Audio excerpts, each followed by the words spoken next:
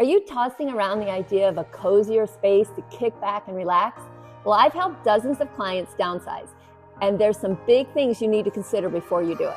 Here are some pros and cons to consider. 1, smaller mortgage payments, lower utility bills, and reduced property taxes. 2, less cleaning, maintenance, and landscaping. 3, freedom from excessive clutter.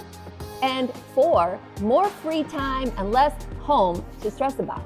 Now, here are some things I think you need to consider. How do you feel about adjusting to smaller spaces, especially storage space? Also, you're going to have less space for entertaining your family and friends.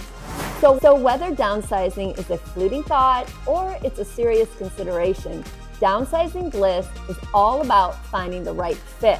If you need advice or you want to try it on, reach out or comment below. I'd love to show you some of the local communities that may be a perfect fit for your next step.